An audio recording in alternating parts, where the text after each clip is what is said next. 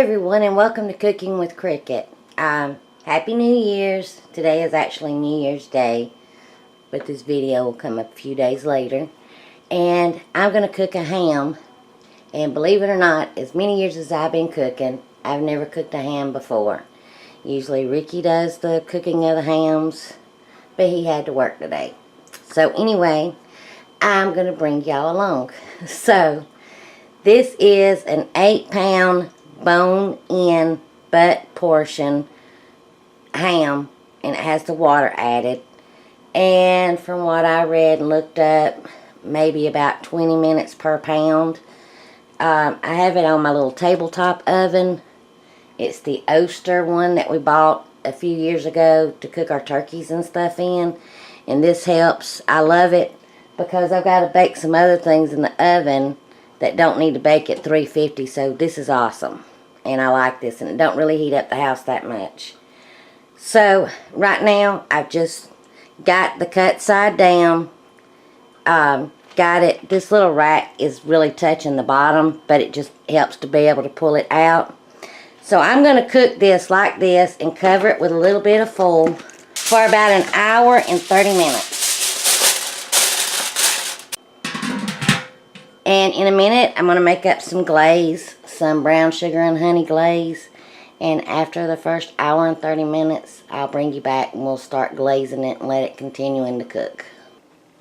Alright, in my little saucepan, I have roughly a cup, maybe a little over a cup, I didn't measure it, of brown sugar. Now I'm going to add about a half a cup, or whatever is left in this, of the honey. In here, I'm going to put it over like medium-low heat and stir it until the sugar is all melted. Now, Ricky wanted me to actually make my brother-in-law's ham recipe that he was telling him about at, I think it was at Christmas time. He does this in a slow cooker, but that ham would not fit in my slow cooker because we tried. So I'm doing it on the oven. And I'm actually running a little bit behind because I've been for the last hour talking to my brother-in-law about what all he did and stuff. So I'm going to try it in the oven. So as you can see, I'm not doing exact measures. I don't think it really matters.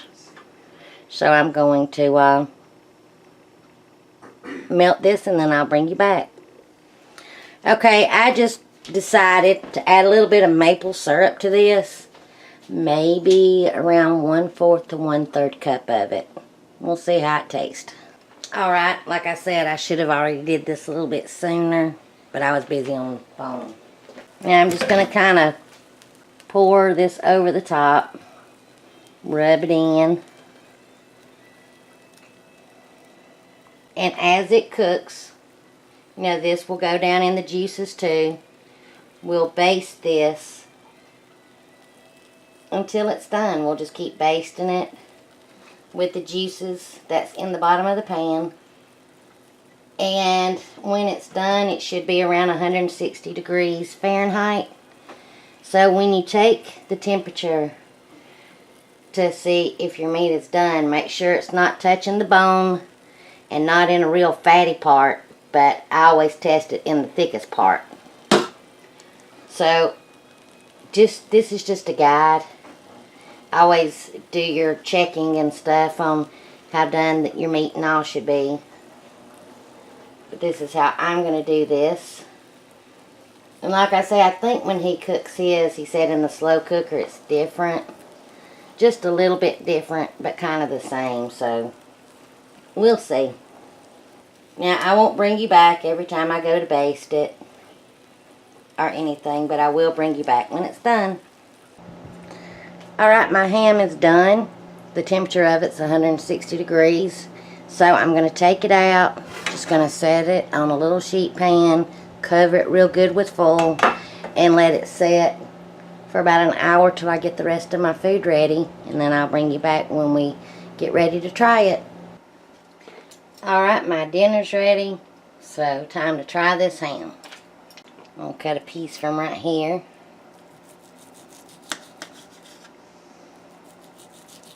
Tender. Look at that. Looks good.